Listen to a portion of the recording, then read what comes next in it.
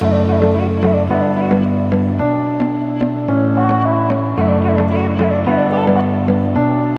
हमारा next chapter हम start कर रहे हैं, इसका नाम है थर्मल प्रॉपर्टीज ऑफ मैटर।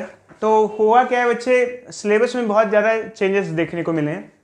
काफ़ी सारी चीज़ें जो डीप होती थी उसको हटा दिया गया है और बेसिक कॉन्सेप्ट्स ला दिए गए हैं यहाँ पर। तो हम आपको सब बताएंगे बच्चे क्या क्या हटा है क्या नहीं है। पहले जब हम लोग थर्मल प्रॉपर्टीज ऑफ मैटर की बात करते हैं तो हीट एंड टेम्परेचर एक इंपॉर्टेंट पैरामीटर होता है पढ़ने के लिए। आप लोग ये बताओ सबसे पहले अच्छा आपका क्या अंडरस्टैंडिंग है थर्मल प्रॉपर्टीज ऑफ मैटर? नाम से आपको क्या समझ में आता है? इसके नाम से क्या सॉलिड, लिक्विड और गैस लग रही है। थर्मल प्रॉपर्टी ऑफ मैटर की अगर हम बात करें तो कुछ ये फिनोमेना हम इसके अंदर हीट और टेम्परेचर से एसोसिएट पढ़ते हैं। थर्मल प्रॉपर्टी मतलब कि जो मैटर है कोई सभी, चाहे आइदर सॉलिड हो, लिक्विड हो और गैसेस हो, अगर हम देखें तो अगर हम उसको हीट प्रोवाइड करें तो उसका किस तरीके का बिहेवियर होगा वहाँ पर। जैसे कि हम देखते हैं कि हम आमतौर पे हीट देते हैं तो टेम्परेचर वगैरह राइज होता है, और जब हम हीट देंगे तो कैसे स्टेट्स चेंज होती हैं उसकी। जैसे हम लोगों ने अपनी छोटी क्लास में पढ़ा था कि अगर आप मान लो आइस है, आइस को गर्म करोगे तो क्या होगा बच्चे? लिक्विड बनेगा, लिक्विड को से गैस। तो ये जो 3 स्टेट्स हैं इसके बारे में जो चेंजेस वगैरह पढ़ते हैं, तो कुछ इसी से एसोसिएटेड टॉपिक है थर्मल प्रॉपर्टीज ऑफ मैटर। इसके अंदर बेसिकली हम क्या पढ़ते हैं, देखो मेन दो ही टॉपिक है हमारे पास। पहला हमारा टॉपिक है expansion, thermal expansion. Thermal expansion क्या होता है बच्चे? अगर आप किसी चीज़ को हीट करते हो तो हीट करने से कोई चीज़ क्या करती है? एक्सपेंड करती है। इसको हम कहते हैं थर्मल एक्सपेंशन। क्या कहते हैं जी? Thermal expansion. और ठंडी होने पे चीज़ें क्या करती हैं? ठंडी होने पे क्या होती है? कंट्रैक्शन भी होता है। ठंडी होने पे क्या होता है? कंट्रैक्शन भी होता है। तो बच्चे तो बेसिकली अगर हम बात करें तो हम लोग जो फर्स्ट टॉपिक है उसमें थर्मल एक्सपेंशन और कॉन्ट्रैक्शन के बारे में पढ़ते हैं। थर्मल एक्सपेंशन क्या होता है? अगर आप किसी एक बॉडी को हीट करो तो हीट होने से वो एक्सपेंड करती है। कोई बच्चा बताएगा किस कारण से कोई बॉडी एक्सपेंड करती है? क्या मॉलिक्यूलर लेवल पे क्या होता होगा? कोई बॉडी हीट करने पे एक्सपेंशन क्यों करती है? सर हीट और सर दूसरी बॉडी के मॉलिक्यूल आपस में मिलते सर वो दूर भागती होगी। शाबाश बच्चे। देखो बच्चे नैतिक ने आंसर दिया है कि मॉलिक्यूल की काइनेटिक एनर्जी बढ़ जाती है। देखो बच्चे एक्चुअली क्या है, जैसे मान लो अभी मेरे पास ये मार्कर है, इसके मॉलिक्यूल्स है, क्या आपको लगता है इसके मॉलिक्यूल वाइब्रेट नहीं कर रहे होंगे? देखो बच्चे अगर आप देखो रूम टेम्परेचर पे तो आइदर सॉलिड, लिक्विड और गैस सभी के मॉलिक्यूल्स क्या करते हैं?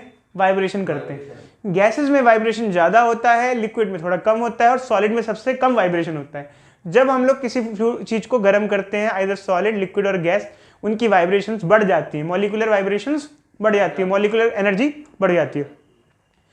जब ज़्यादा हीट करोगे तो वाइब्रेशन बढ़ जाती है, वो वाइब्रेशन से टकराने लग जाते हैं, टकराने की वजह से उनके बीच में स्पेसेस बढ़ जाते हैं और क्या देखने को मिलता है? एक्सपेंशन। क्या देखने को मिलता है? एक्सपेंशन देखने को मिलता है। तो जैसे मान लो हमारे पास कोई सॉलिड बॉडी है, जैसे आयरन ही है, मेटल है, हम उसको गर्म करते हैं तो उसके अंदर एक्सपेंशन देखने को मिलता है क्योंकि मॉलिक्यूल वाइब्रेट करते हैं, वाइब्रेशन से उनके बीच में स्पेसेस क्या हो जाते हैं?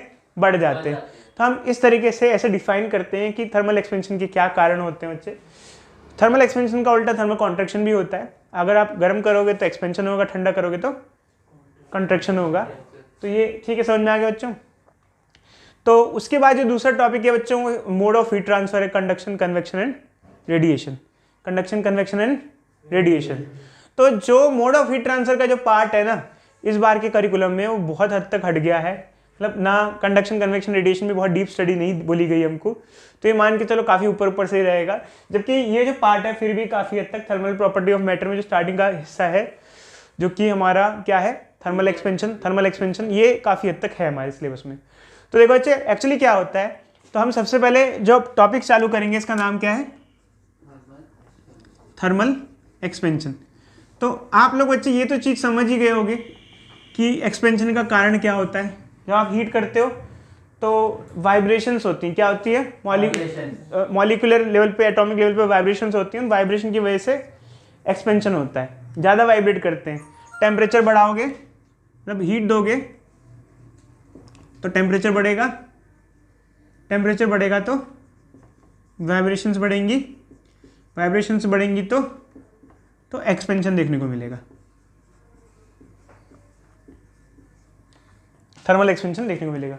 इसमें कोई शक कोई डाउट बच्चों किसी लेवल किसी तरीके का? ठीक है, अब हम बात करते हैं बच्चों, जब हम एक्सपेंशन की बात करते हैं तो हम लोग एक्सपेंशन को भी 3 टाइप से क्लासीफाई करते हैं। लीनियर एक्सपेंशन,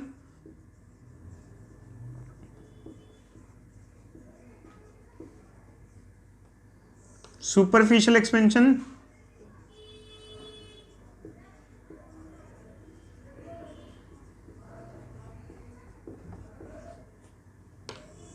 और वॉल्यूमेट्रिक एक्सपेंशन।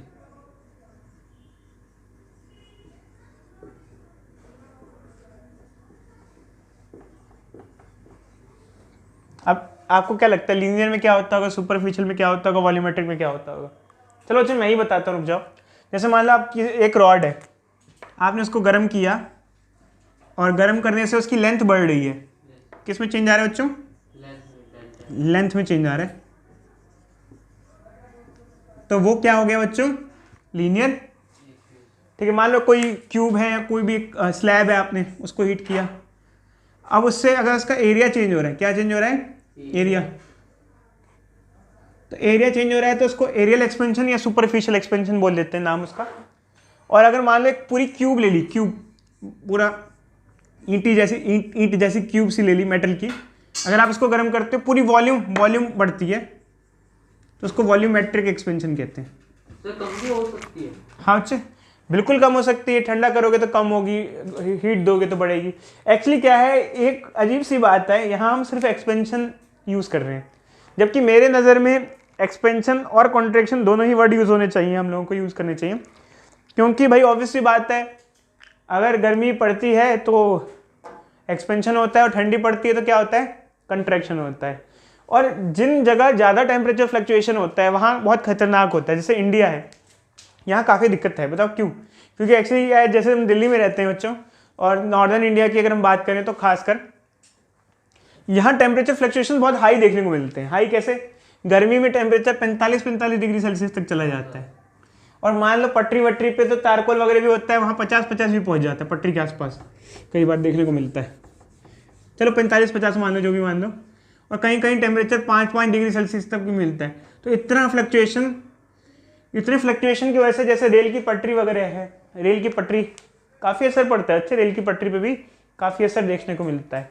इवन क्या है कि गाड़ी के टायर पे भी काफ़ी असर देखने को मिलता है। टायर जो होता है वो भी तो मेटल का बना होता है, उस पर भी काफ़ी असर देखने को मिलता है। एक्सपेंशन कॉन्ट्रैक्शन वगैरह होते हैं। ब्रिजेस पे भी काफ़ी असर देखने को मिलता है, जो लोहे के ब्रिजेस होते हैं उस पर भी काफ़ी असर देखने को मिलता है।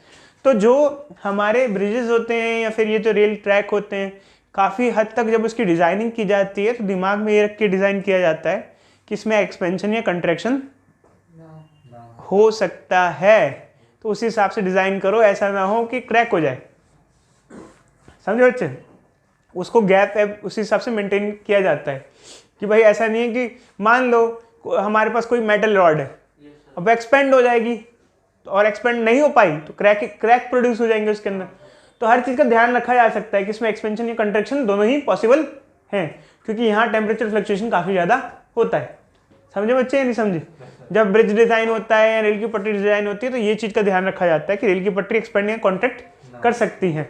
और इन्हीं कारणों की वजह से क्रैक्स भी प्रोड्यूस हो जाते हैं। रेल की पटरी भी क्रैक हो जाते हैं, कई बार क्रैक होते हैं तो फिर क्या होता है, सर्दियों में एक्सीडेंट्स देखने को मिलते हैं। काफ़ी हद तक एक्सीडेंट भी इसी वजह से कई बार देखने को मिलते हैं। तो ये सब रीजंस है बच्चे।